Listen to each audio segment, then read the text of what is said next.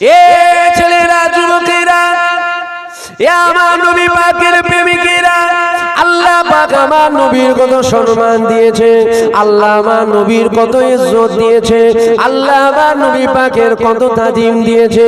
নবীর সম্মান আমি বাড়াচ্ছি না, এ মুর্শিদ আমাদের মানুষেরা, নবী পাকের ইজ্জত আমি বাড়াচ্ছি না।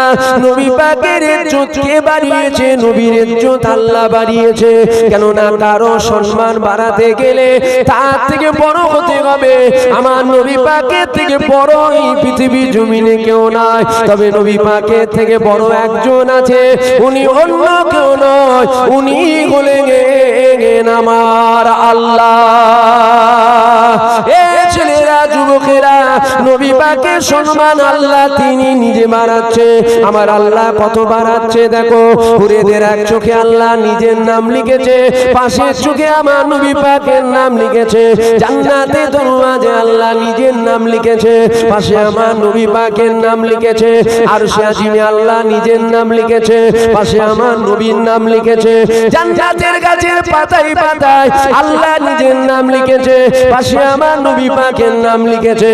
যেখানে আল্লাহ আছে ওখানে নবী আছে, যেখানে নবী নাই ওখানে আল্লাহ নাই। খাজা হুজুর নবী বাদ দেয়নি, দাদা হুজুর নবী বাদ দেয়নি, বড় হুজুর নবী বাদ দেয়নি, ছোট হুজুর নবী বাদ দেয়নি, আল্লামা রুহুল আমিন নবী বাদ দেয়নি, মুস্তাফা মাদানী নবী বাদ দেয়নি, কুতুবউদ্দিন কাকি নবী বাদ দেয়নি, সুফি আব্দুল মোমেন নবী বাদ দেয়নি, ফখরুদ্দিন রাজি নবী বাদ দেয়নি, আল্লামা রুহুল আমিন নবী বাদ দেয়নি, কুতুবউদ্দিন কাকি নবী বাদ দেয়নি, আব্দুর রহমান নবী বাদ দেয়নি। এ যুবকেরা, আল্লাহ ইনাদের কেউ বাদ দেয়নি, কেননা ইনারা নবী বাদ দেয়নি বলে আমার আল্লাহ ইনাদের নামগুলো মাহবুব বান্দাদের খাতায় তুলেছে। আমরা যদি নবী বাদ দিয়ে দিই, আল্লাহ আমাদেরও বাদ দিয়ে দেবে। আমরা যদি নবী পাককে বাদ না দিই, ইনশাআল্লাহ ইনশাআল্লাহ ইনশাআল্লাহ আমার আল্লাহ আমাদের বাদ দেবে না। আমার আল্লাহ আমাদেরকে পরকালে ওই নবী পাকের খাতিরে দয়া জান্নাত দিয়ে দেবে। নবীর খাতিরে পাওয়া যাবে তো জান্নাত? বলেন ইনশাআল্লাহ। জোরে বলেন না ইনশাআল্লাহ। হুজুরের নামের খাতিরে জান্নাত পাওয়া যাবে। কিয়ামতের ময়দানে হুজুরের নামের খাতিরে জান্নাত পাওয়া যাবে। এ ছেলেরা, যুবকেরা, ভালো করে বোঝার চেষ্টা করেন। ঈমান আর আমল দুটো এক নয়, দুটো আলাদা। নামাজটা ইবাদত, রোজা আমল, হজ আমল, যাকাতটা আমল, দান খায়রাত আমল, দাড়ি টুপি আমল, হক হালাল আমল। ঈমানটা কি? ঈমানের সাথে আমলের কোনো সম্পর্ক নাই, কেননা ঈমান আলাদা আর আমল আলাদা। ঈমানটা কি? ঈমানটা হলো নিজের জান ও মালের থেকে আল্লাহ আল্লাহ রাসূলকে বেশি মহব্বত করতে হবে, বেশি প্রেম করতে হবে, বেশি ভালোবাসতে হবে, তবেই তো আপনি ঈমানদার হতে পারবেন। ঈসা নবী, মুসা নবীর ঘটনামূলক ওয়াজ আমিও করতে পারি, ভালো করে বুঝুন। ওয়াজ দু রকমের হয়, একটা ফাজাইলের ওয়াজ আর একটা আকায়েদের ওয়াজ। একটা ওয়াজ হয় দাদা হুজুর ফুঁক মেরে বোতল ফেটিয়েছিল, বুঝতে পারছেন না? শোনেন না, শোনেন না?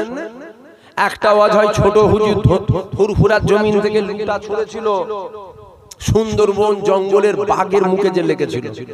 শোনেন না, শোনেন না? একটা ওয়াজ হয় মুসা নবী চর মেরেছিল, আজরাইলের চোখ ফাঁকে বেরিয়ে পড়েছিল।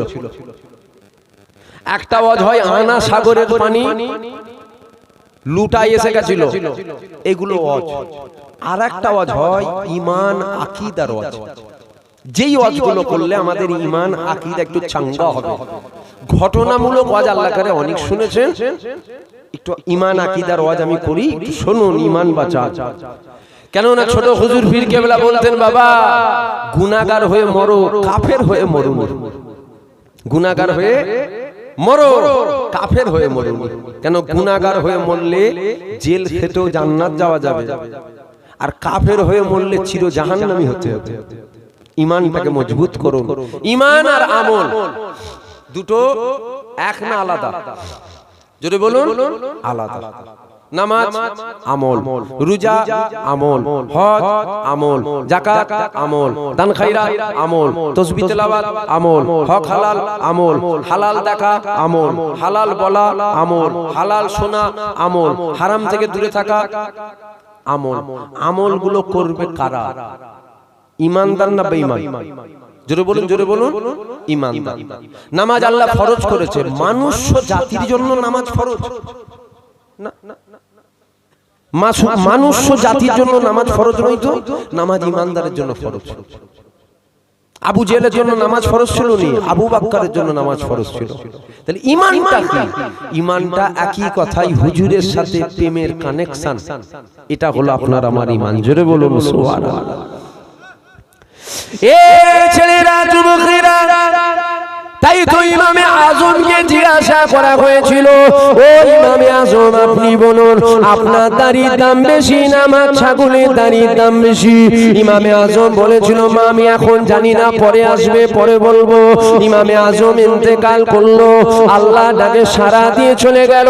ইমামে আজমের লাশকে নিয়ে যাওয়া হচ্ছে, আর ওই ইহুদি মহিলা বলতে লেগে গেল, এটা কার লাশ, এটা কার লাশ? ওই সময় ইমামে আজম সাথী সঙ্গীরা বলেছিল, এটা হলো ইমামে আজমের লাশ। ওই সময় ইহুদি মহিলা বলল, তার করাও, কেননা তোমাদের ইমাম কথা দিয়েছে, বলবে ও দাড়ির দাম বেশি না আমার ছাগলের দাড়ির দাম বেশি। এ যুবকেরা, বাপেরা, এমন সময় দেখা যায় কাফনের ভেতর থেকে আওয়াজ আসতে লেগে গেল, ও মা মহিলা, তোমার ছাগলের দাড়ি চোর, আমি ইমাম, আমার দাড়ির দামটা বেশি। মহিলা বলল, এটা আগে বললেন না কেন? ইমামে আজম বলেছিল, মা আমি জানতাম না আমি ঈমান নিয়ে মরবো নাকি। কেন আজ আমি ঈমান নিয়ে মরতে পেরেছি? তোমার ছাগলের দাড়ি চোর, আমি ঈমান, আমার দাড়ির দাম বেশি হয়েছে। ঈমান যদি না নিয়ে মরতাম, কথা বুঝছেন কি আমার? ইমামে আজম বলছে, মা জানতাম না ঈমান নিয়ে মরবো না। কেন আজ আমি ঈমান নিয়ে মরতে পেরেছি বলে তোমার ছাগলের দাড়ির চেয়েও আমি ইমাম, আমারটা বেশি হয়েছে। যদি ঈমান না নিয়ে মরতাম, ছাগলের দাড়ির দাম বেশি হতো, আমার নয়। তাহলে মূল কি? মূলটা কি বলুন? দাড়ি মানে সুন্নাত না, ছাগলের মুখও আছে। কি হয়েছে? দাড়ি মানে সুন্নাত নয় তো? ঈমানদার দাড়ি রাখলে সুন্নাত। যেটা বলুন সুবহানাল্লাহ। এই আলোচনায় কি আপনাদের অসুবিধা হচ্ছে? ঘুরিয়ে দেবো, ঘুরিয়ে দেবো? যদি বলেন ঘুরিয়ে দিই, তাহলে ঘুরিয়ে দিচ্ছি। কুতা মুর্শিদাবাদের মানুষেরা লাস্টে ছুটে ছুটে যাবে, ছুটে যাবেন। ঈমান আকীদার কথা শুনবেন না? দূরের মেহমান শুনুন। একটা ভাইরাস হচ্ছিল না? কি virus? Corona virus. Corona virus হয়েছিল তো, দমের কষ্ট হচ্ছে, নিঃশ্বাসের সমস্যা হচ্ছে, হসপিটালে নিয়ে যাচ্ছে, হসপিটালে অক্সিজেন পাওয়া যাচ্ছে না, হয়েছিল তো? এখন আপনার দমের কষ্ট হচ্ছে, নিঃশ্বাস নিতে পারছেন না।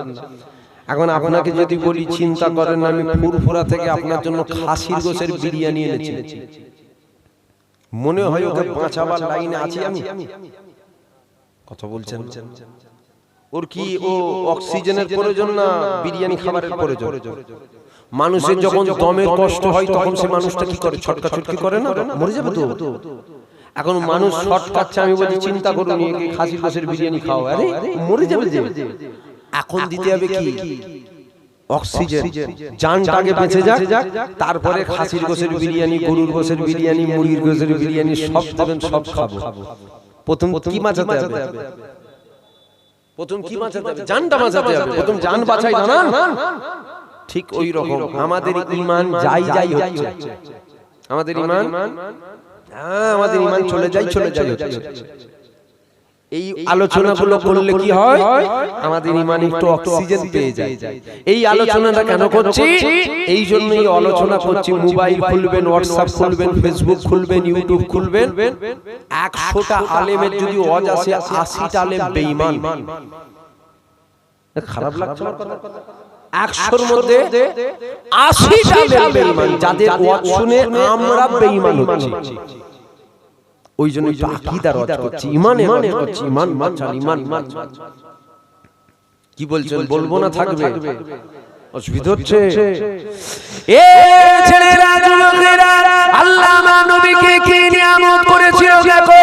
আল্লাহ আমার নবীর কত ইজ্জত দিয়েছিল দেখো। কেন এই নবীর কথা বলবো না?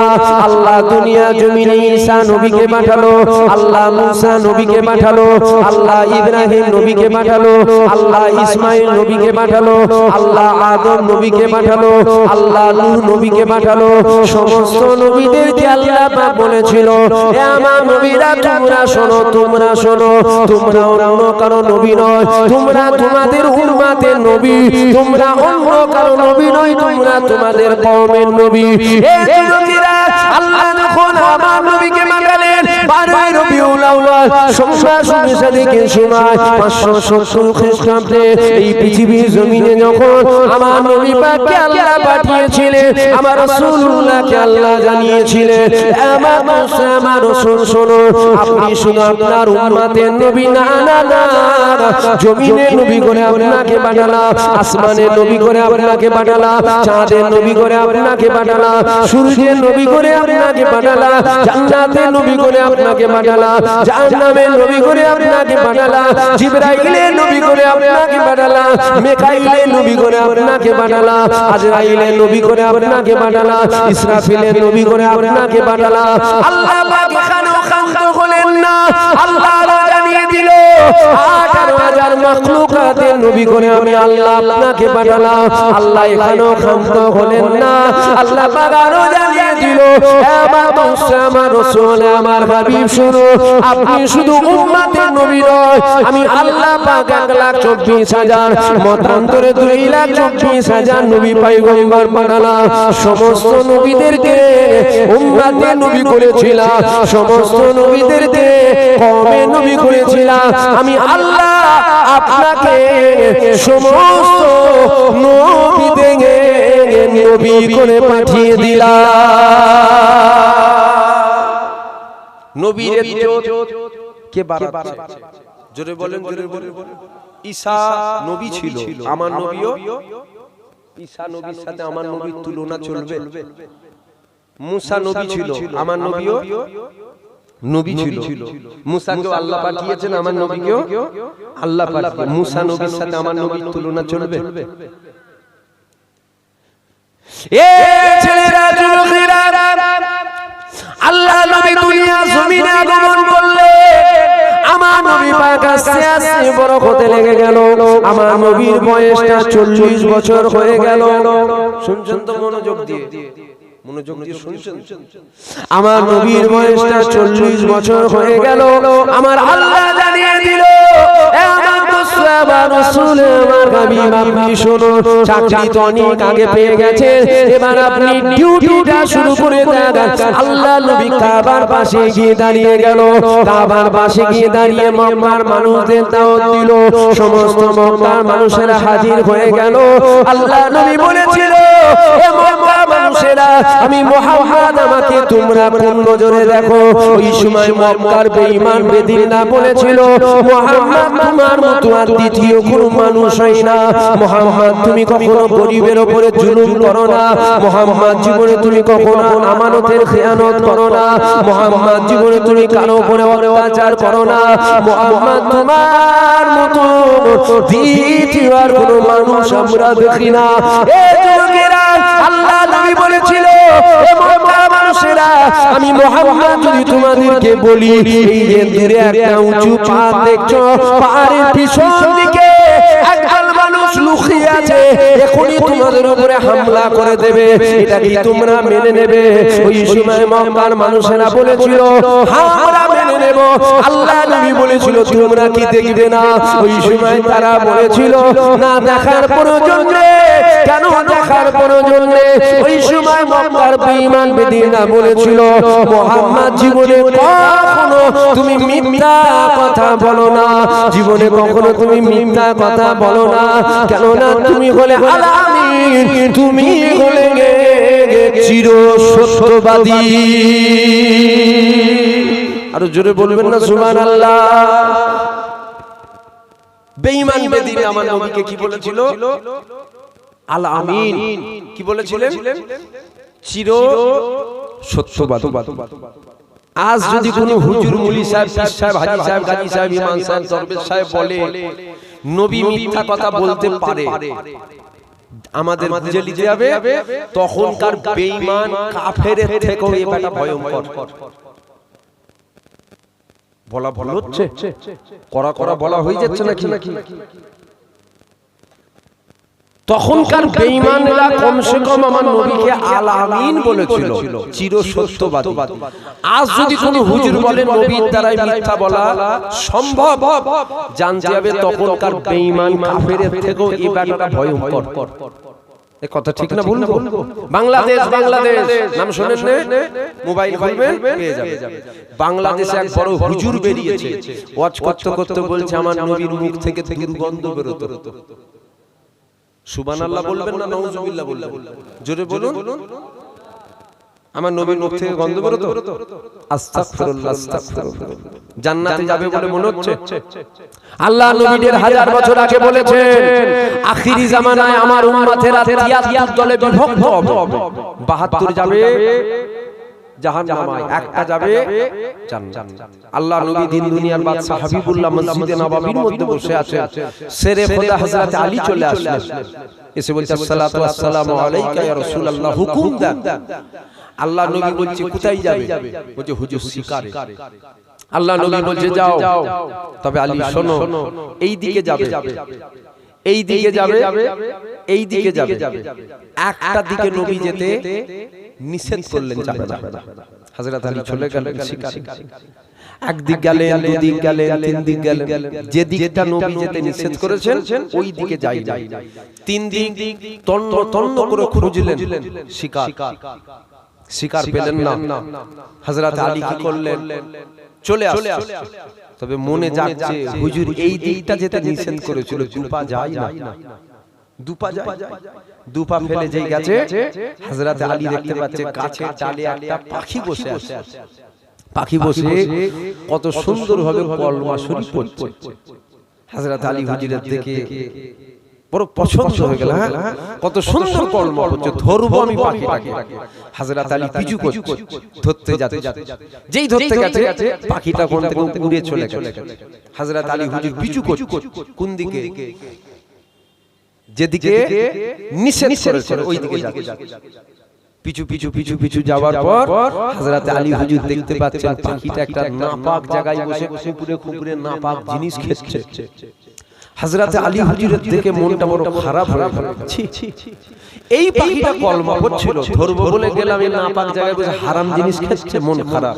চলে এসেছে আল্লাহর নবীর সামনে দাঁড়িয়ে। আল্লাহর নবী বলছে আলী শিকারে গেলে, শিকারে গেলে শিকার পাওনি? হযরত আলী হুজুর বলছেন না, শিকার পাইনি হুজুর। তবে একটু লজ্জিত, কেন হুজুর তো নিষেধ করেছিল। আল্লাহ নবী বলছে আলী কিচ্ছু পাওনি, কিচ্ছু পাওনি। হযরত আলী হুজুর বলছে ইয়া রাসূলুল্লাহ, জি পেয়েছি। কি? যেদিকে যেতে নিষেধ করেছিলেন এক পা দু পা ফেলে আমি গেলাম, যাবার পর দেখলাম কাছে একটা পাখি বসে কলমা পড়ছে। ধরতে গেলাম, উড়ে চলে গেল। হুজুর পিছু করলাম ধরবো বলে, পিছু পিছু যাবার পর দেখলাম একটা নাপাক জায়গায় বসে হারাম জিনিস খুবরে খুবরে খেচ্ছে। হুজুর রহস্য আপনি জানেন, রহস্য আপনি জানেন। কেন? আপনি তো ওই দিকে যেতে নিষেধ করেছিলেন, রহস্য আপনি। হুজুর বলুন। আল্লাহর নবী বলেছিল আলী ওটা আমার আখিরি জামানার উম্মতের হাল। আখিরি জামানা চলছে। আল্লাহ নবী বলেছিলেন, এ আলী শোনো, ওটা আমার আখিরি জামানার উম্মতের হাল। সেরে খোদা আলী বলছেন, হুজুর বিয়াদবি মাফ করুন, রহস্য বুঝলাম না। আল্লাহ নবী বলছে, আমার আখিরি জামানার উম্মতেরা সকালে মুমিন থাকবে, সন্ধ্যায় বেঈমান হয়ে যাবে, ওরা বুঝতেই পারবে না। মানে এই কলমা পড়ছে, এই বেঈমান হয়ে গেছে, বুঝতে পারবে না। সকালে মুমিন, সন্ধ্যায় বেঈমান, সন্ধ্যায় মুমিন, সকালে বেঈমান, ওরা বুঝতেই পারবে না। আল্লাহ নবী আরো ভবিষ্যৎ বলেছেন, আখিরি জামানায় হাতে তালুতে আগুন রাখা কি হবে? সহজ হবে। আখিরি জামানায় ঈমান রাখা অধিক কষ্ট হবে। হাতে তালুতে আগুন রাখাটা কি সহজ? বলুন, কথা বলুন। হাতে তালুতে আগুন রাখাটা কি সহজ? আল্লাহ নবী বলছেন, আখিরি জামানায় হাতে তালুতে আগুন রাখা সহজ হবে। মানে আগুন রাখা যত কষ্ট, ওর থেকেও বেশি কষ্ট হবে আখিরি জামানায় ঈমান রাখা। আমরা মনে করছি হয়তো আমরা ঈমানদার, কিন্তু আমরা কি আদৌ ঈমানদার? আল্লাহ জানে, আমি জানি। আমাদের ঈমান এটাই আমাদের সবথেকে মূল্যবান জিনিস। আমাদের ঈমান এটাই হলো আমাদের সবথেকে কিমতি জিনিস। কেন না কিয়ামতের ময়দানে তিনটে শ্রেণীর মানুষ দাঁড়াবে কিয়ামতের ময়দানে। প্রথম শ্রেণীর প্রথম কোয়ালিটি, শোনো, ঈমান আছে, ঈমান আছে, আমল ভরপুর আছে। এই কোয়ালিটিটা জান্নাতে যাবে না, যাবে না? আমার কথা বুঝতে পারছেন কি আপনারা? ঈমান আছে, ভরপুর আমল আছে, এই কোয়ালিটিটা জান্নাতে যাবে না, যাবে না? এই কোয়ালিটিটা বেহিসাব জান্নাত চলে যাবে। জোরে বলুন সুবহানাল্লাহ। কেন? ঈমানও আছে আর আমলও। First quality. সেকেন্ড কোয়ালিটি, ঈমান আছে, আমলে ঘাটতি আছে, যেটা আমাদের। ঈমান আছে তো? আল্লাহ করে আছে, দুর্বল হয়েছে, কমজোর হয়েছে, বেঈমান আমরা হইনি। কেন? আমরা যদি বেঈমান হতাম এত কষ্ট করে এখানে বসে থাকতাম না। কথা ঠিক না? বল, আছে, দুর্বল হয়েছে, কিন্তু ঈমান আছে আমাদের। আমলে ঘাটতি আছে, মানে আমাদের নামাজ আর ওমরে ফারুকের নামাজ এক নয়। এটা মানেন তো? আমাদের নামাজ, আবু বকরের নামাজ, মাওলা আলীর নামাজ, উসমান গনির নামাজ, উনাদের নামাজে ঘাটতি ছিল না, আমাদের নামাজে ঘাটতি আছে। সেকেন্ড কোয়ালিটি, ঈমান আছে, আমলে ঘাটতি আছে, যেটা আমাদের। আমরা জান্নাত যাব না, যাব না?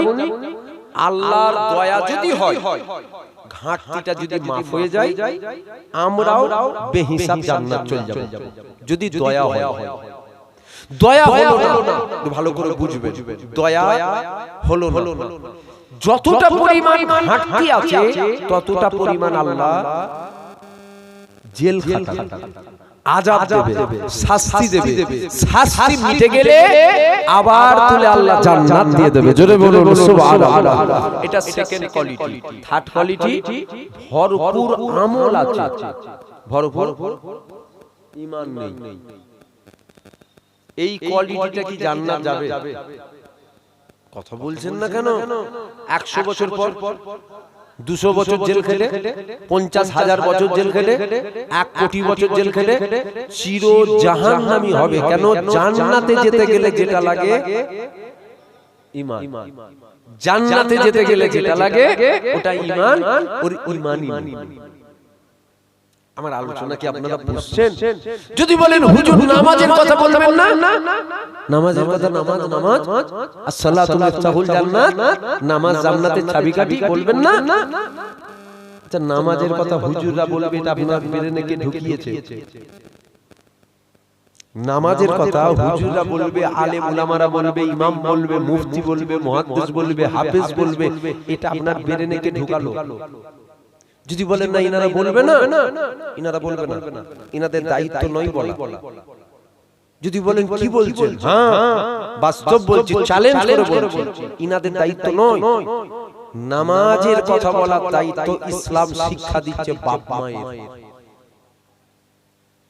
আমি কি ভুলভাল বলছি মনে হচ্ছে? ইসলাম শিক্ষা দিচ্ছে নামাজের তালিম দেওয়ার দায়িত্ব কার? যদি বলুন বাপ মায়ের। কখন বুঝাবে? 2 বছর, 3 বছর, 4 বছর, 5 বছর, 7 বছর, 8 বছর বয়স, হাত ধরে ধরে মসজিদে নিয়ে যান। ছেলে কথা শুনছে না, ইসলাম আরো শিক্ষা দিয়েছে, কি কথা শুনছে না, একটা কঞ্চি কাটো, কঞ্চি পা থেকে মাথা অবধি মেরে লাল করে ফেলে, নামাজ পড়বি নি মানে ও দেখবেন বাপ বাপ করে মসজিদে ছুটছে নামাজের জন্য। কথা কি ভুল বলা হচ্ছে না? আমার কথা আপনাদের রাগ হচ্ছে না তো? আপনি কি করেছেন? ওই ছেলের হাত ধরে গ্রামে সবথেকে বড় মেলায় নিয়ে গেছেন। আপনি কি করেছেন? ওই 5 বছরের বাচ্চাকে পাশে বসিয়ে সিরিয়াল দেখেছেন টিভিতে, আর বলছেন হুজুর লিয়েছে নামাজের রজ করা ছেলে নামাজি হয়ে যাবে। হুজুররা নামাজের কথা বলাতে যদি ছেলে নামাজি হতো, পৃথিবীতে একটা বেনামাজি থাকতো না, সব নামাজি হয়ে যেত। কাবা ঘরের ইমাম, আল্লাহর ঘর, আল্লাহর ঘর কি কাবা, কাবা ঘরের ইমামকে আপনারা দাওয়াত করেন মুর্শিদাবাদে, 10-20 লাখ টাকা যদি লাগে আমি দেব, এতগুলো মানুষের সামনে আমি দেব। বাকি যা নজরানা লাগবে, যা টাকা লাগবে ওটা আপনারা দেবেন। গ্রাম থেকে চাঁদা তোলেন, ওনাকে দাওয়াত করেন, 20 লাখ টাকা 30 লাখ টাকা আমি দেবো, ওনাকে নিয়ে আসেন। তবে শর্ত একটা, কাবা ঘরের ইমামকে এসে গ্রামের সবাইকে নামাজি করে দিতে হবে। কথা বলছেন না ইনারা, দেখতে পাচ্ছেন ইনাদের অসুবিধা হচ্ছে মনে হচ্ছে। আলোচনায় কি আপনাদের কষ্ট হচ্ছে? পারবে নামাজি হতে? চলেন, আমি চ্যালেঞ্জ করে যাচ্ছি, নামাজি হবে না, হবে না, হবে না। যদি বলেন কেন, যদি বলেন কেন, এই জন্য হবে না, মাটির কলসি দেখেছেন? মাটির কলসি কাদা মাটিতে হয় না, শক্ত মাটিতে। ঠিক বলছেন? এখন ওই মাটিটা যখন রোদ খেয়ে শুকিয়ে যাবে, ফেটে গেছে, শুকিয়ে ফেটে যায় না? এখন বসে বসে যদি বলেন আমি কলসি করব, মাথায় মেরে মাথা ফেটে যাবে, কলসি হবে? কেন হবে না? মাটি থেকেই তো কলসি হয়। মাটি থেকে কলসি হয়, নরম মাটি, কাদা মাটিতে কলসি হয়, শক্ত মাটিতে কলসি। জোরে বলেন, শুনতে একটু কড়া কড়া লাগলো, এটা সত্য বাপ, এটাই সত্য, এটাই শুনুন। মাটি শুকিয়ে গেছে, আপনার বাচ্চার বয়স হয়ে গেছে 25, শুকিয়ে গেছে, কি করে হবে? এবার যদি বলেন আমি ডিজাইন করব, ও মাটি ভেঙে যাবে, ডিজাইন হবে না। কথা ঠিক না ভুল? ঠিক ওই রকম, ঠিক ওই রকম। উপায় নেই। যদি বলেন তাহলে নামাজি, আমাকে যদি জিজ্ঞাসা করেন উপায়, আমি বলবো একটা আছে, এছাড়া দ্বিতীয় আর উপায় আমি দেখতে পেয়েছি একটা উপায়। কি উপায়? ওর জন্য দোয়া করেন, আল্লাহ যেন ওকে হিদায়াত করে, আল্লাহ যেন ওকে নামাজি করে, আল্লাহ যেন ওকে পরেজগার করে, আল্লাহ যেন ওকে সঠিক রাস্তায় চলার তৌফিক দেয়। দোয়া। যদি বলেন দোয়াতে হবে, দোয়া ছাড়া দ্বিতীয় আর কোনো রাস্তা নেই। কেন না দোয়াতেই জাহান্নামীকে আল্লাহ জান্নাতি করে দেয়। জোরে বলুন সুবহানাল্লাহ, আরো জোরে বলুন সুবহানাল্লাহ। দোয়াতে মদখোরকে আল্লাহ ওলি করে দেয়। জোরে বলুন সুবহানাল্লাহ। দোয়াতে জগৎ বিখ্যাত ডাকাতকে আল্লাহ ওলি করে দেয়। জোরে বলুন সুবহানাল্লাহ। এছাড়া দ্বিতীয় কোনো রাস্তা নেই, একটাই রাস্তা। কি? জোরে বলুন দোয়া। দোয়া করুন আল্লাহ যেন ওকে হিদায়াত করে।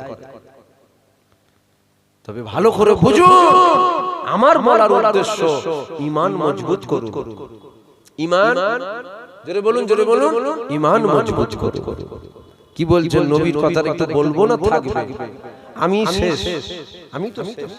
মানে কিয়াম হবে, সালাম কিয়াম হবে, তারপরে আপনার ওই একটু আপনাদের কাছে কিছু চাইবো, এটাও হবে, দোয়া হবে। মানে এখন যদি দেরিয়ে যাই, ও শেষ করতে করতে পার হয়ে যাবে টাইম। কি বলছেন? এটা বলবো না থাকবে? শুনবেন? শুনুন। আপনারা শুধু মহব্বত করেন তা তো নয়, আমরাও করি না, করি না। আমরা যদি মহব্বত না করতাম, পাখাটা জোরে দিয়ে দে বাবা, একটাতে কষ্ট হচ্ছে, দুটোতে এসি লাগিয়ে দিলি নি, কোন রকম জেগে রাজগার করে টাইমটাকে পার করে দিয়ে চলে যেত। তো না, এসেছি যখন এত দূর থেকে, একটু ঈমান চাঙ্গা করে দিয়ে যাই। আর আশা হবে না, হবে ঈমান মজবুত করে লাগে ইনশাআল্লাহ। ঈমান যদি মজবুত করে নিতে পারেন, পৃথিবীর কোনো শক্তি আপনাকে টলাতে পারবে না। জোরে বলবেন না সুবহানাল্লাহ? হ্যাঁ, বদরের যুদ্ধ হয়েছিল, বদরের যুদ্ধ জানেন না ইতিহাস?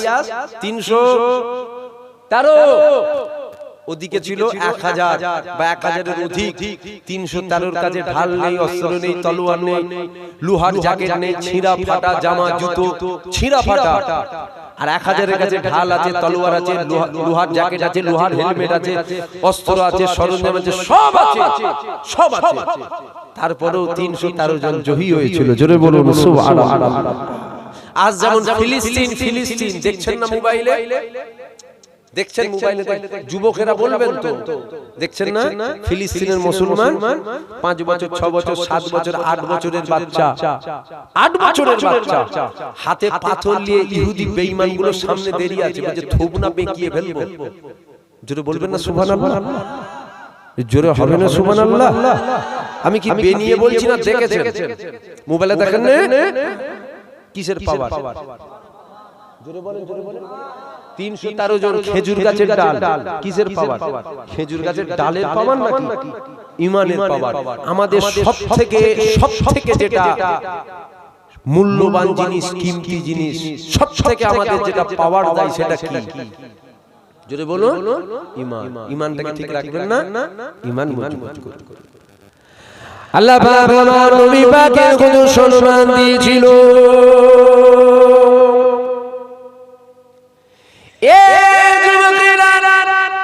দুনিয়া জমিনে নামাজের ওয়াজ করা হয়, দুনিয়া জমিনে রোজার ওয়াজ করা হয়, দুনিয়া জমিনে হজের ওয়াজ হয়, যাকাতের ওয়াজ হয়, কিন্তু আমার নবী পাকের শানে যুবক, আমার নবী পাকের তাজিম কিন্তু সবাই বলে না। বলে সবাই নবীর মাকাম বলে, কমাবার জন্য রেডি হয়ে আছে, ও কি মাকাম বলবে?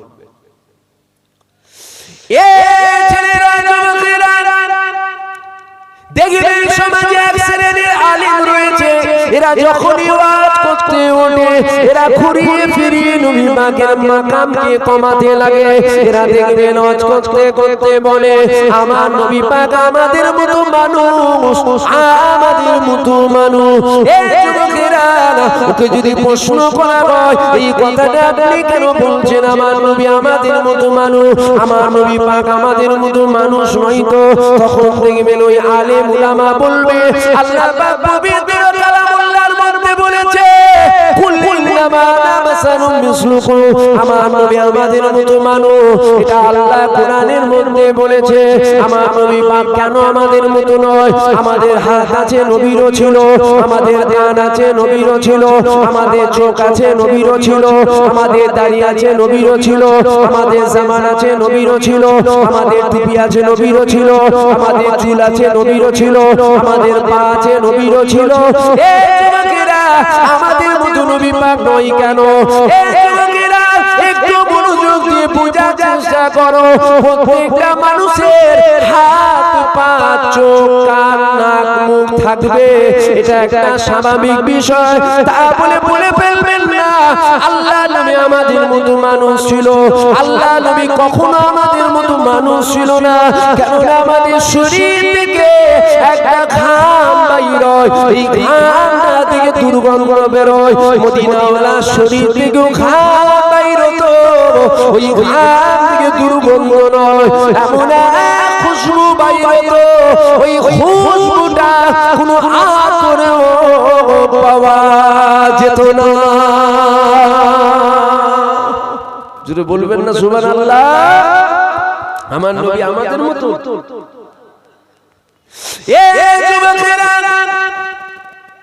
আমাদের হাত আছে, আল্লাহ নবীর হাত ছিল, আমাদের সাদাত আঙ্গুল আছে, আল্লাহ নবীর সাদাত আঙ্গুল ছিল। আমার নবী পাক সাদাত আঙ্গুল দিয়ে আসমানে সূর্য ডুবে যাচ্ছিল, ওই ডুবা সূর্যকে যখন ইশারা করত, ওই ডুবা সূর্য না আবার আসমানে উঠে যেত। আমার নবী পাক সাদাত আঙ্গুল দিয়ে যখন আসমানে চাঁদকে ইশারা করত, আসমানের চাঁদটা টুকরো হয়ে যেত। বুক ফাটছে নাকি? বুক ফাটছে কারো? কষ্ট হচ্ছে? ইজ্জতটা কে দিচ্ছে? জোরে বলুন, জোরে বলুন। আমরাও মানুষ, নবীও মানুষ। আগেই বলেছি, প্রথমে বললাম না মানুষ আমাদের মতো। জোরে বলেন, জোরে বলেন।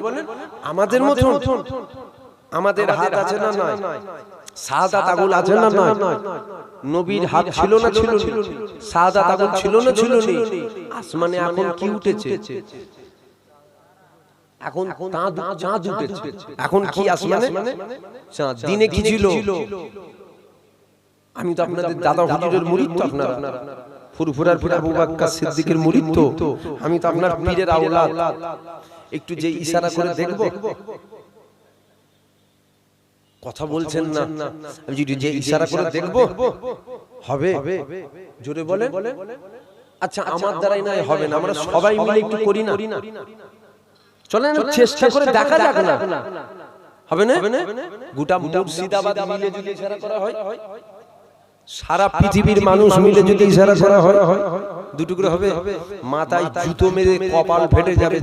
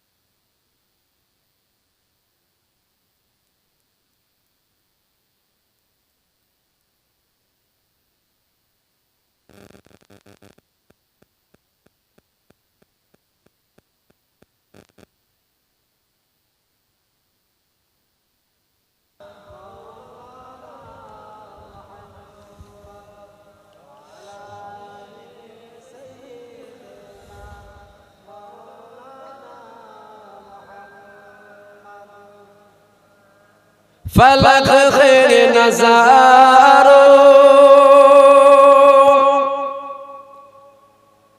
जमी के बहारो सभी ईद मनाओ हुजूर